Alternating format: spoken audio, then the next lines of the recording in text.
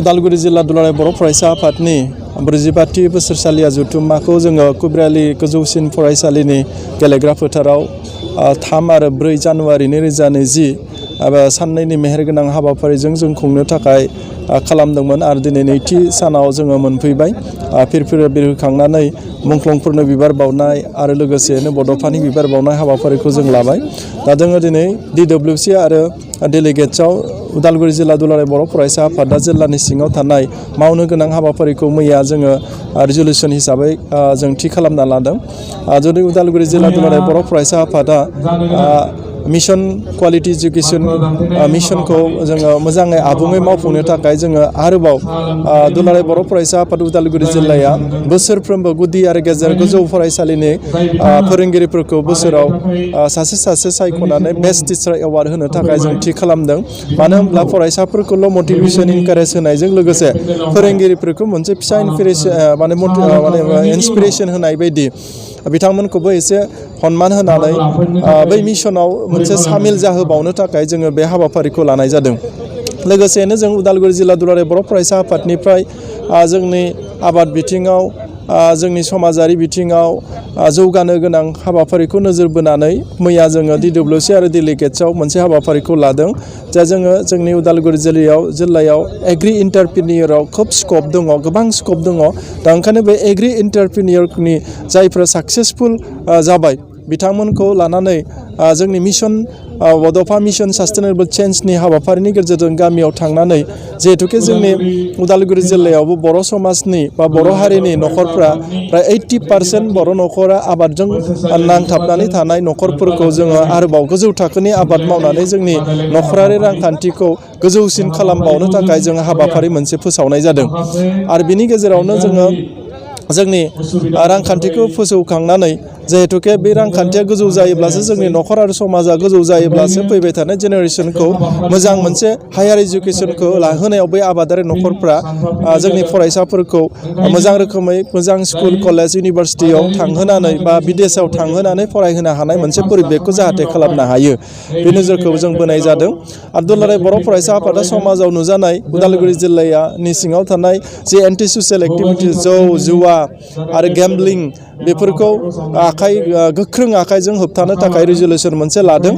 आरो बिनि गेजेरजों जोंनि समाजाव थानाय जिखिनि निसा जुक्त बाहायनाय आरो जोंनि फेस्टिभ मुड हिसाबै थाबाय थानाय बोसोर गोदानाव आरो बे रोखोमनि गोबां पिकनिक स्पटफोराव बांद्राय जौ जुवा गेलेनायफोरखौ जोङो होबथानो थाखाय मैया जों रिजलिउसन मोनसे पास खालामना लानाय जादों।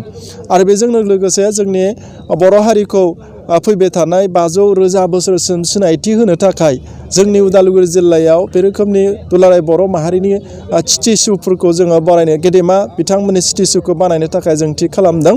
आरो जोङो डेलिगेटनि गेजेरजों जोंनि उदालगुरि सोहोरनिनो नलबारियाव थानाय जि गेलेग्रा फोथार बिनि खाथियावनो लामा जिङाव दोननाय बड'फानि थैनाय समाव सावनाय समाव हांगार लाबोनानै बेयाव जयग' सावनाय जादोंमोन। बे जयग' सावनाय एसे फिसा जायगायावहाय मोनसे बड'फानि मोनसे स्टेचुखौ गायसननो थाखाय जोङो मोनसे रिजलिउसन लानाय जादों। बिनि गेजेरजों बर' हारिनि जा सोमावसारनायनि बड'फा बिमुं जिहेतुके होबाय बिथांखौ मान होनानै बर' हारिनि जि नेरसोना बेयाव थाथों बेखौ साननानै जोङो दुलाराय बर' फरायसा आफाद उदालगुरि जिल्लाया जोङो डेलिगेटनि गेजेरजों बे रोखोमनि स्टेचुखौ जोङो मुंख्लं बड'फानि खाम्फाखौ बेयाव गायसननो थाखायबो जोङो थि खालामनाय जादों।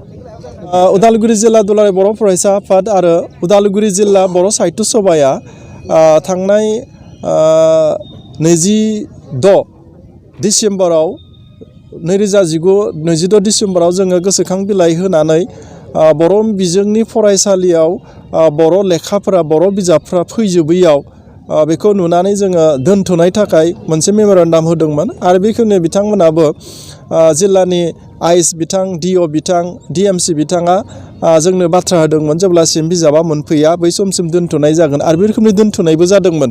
दा उनावहाय जोङो 2020 मायथाइनि 2 खालार खालि जों जेब्ला खबर खालामबाय अब्ला जों मोनथिबाय फ्राय 90% बर' मिडियामनि बिजाबफ्रा फैबाय आरो फ्राय 95%निबो बारा एसामिस मिडियामनि बिजाबा फैबायना जोंनो बाथ्रा होनायखाय बेखौ एसे नर्मेल खालामनानै बिथांमोना मैया 2020 मायथाइनि 3 जानुवारियाव आइस अफिसनिफ्राय DO अफिसनिफ्राय बिजाबखौ राननो थाखाय बिथांमोना जोंखौ खावलायहरदोंमोन। बेयाव जोंबो बिथांमोनखौ जिहेतुके 90% बर' मिडियामनि बिजाबा फैनायखाय जोंबो बिथांमोनखौ राननो थाखाय बाथ्राखौ होफिननाय जाबाय। जोंनि दुलाराय बर' फरायसा आफादा मोनफ्रोमबो जि समाजनि बेरेखा खामानि बेखौ होबथाबोदों। दा बाक्सा जिल्लायाव जों खोनादों रुपुहि आन्सलिकनि दख'रानि मावख'खौ बै दुथां मानसिफ्रा थांनानै सावहैदों, गारि मटरखौ सावग्लुंना हैदों। दा बियो मोनसे जोंनि उदालगुरि जिल्ला दुलाराय बर' फरायसा आफादनिफ्राय गोख्रों रावजों सोंखारिदों।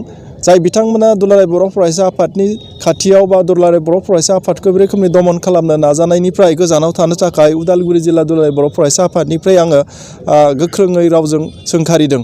मानो होनब्ला दुलाराय बर' फरायसा आफादा माब्लाबाबो बे रोखोमनि समाज बेरेखा आरो बे रोखोमनि समाजनि हेंथा मावग्राफोरखौ लाय होबोआखै। बेखौ गोख्रों आखांजों माने दबथायनो थाखाय सरकारनि बेबस्थानि गेजेरजों सरकारि एडमिनिस्ट्रेसननि गेजेरजों जोङो सरकारि आयेनजोंब्लाबो होबथानो थाखाय जोङो नाजाबाय थागोन।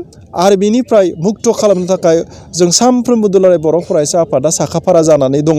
आरो लोगोसेयैनो बे रोखोमनि खामानिखौ जाय बिथांमोना दुथां खामानि मावो बिथांमोनखौ आङो उदालगुरि जिल्ला दुलाराय बर' फरायसा आफादनिफ्राय गोख्रों रावजों सोंखारिदों।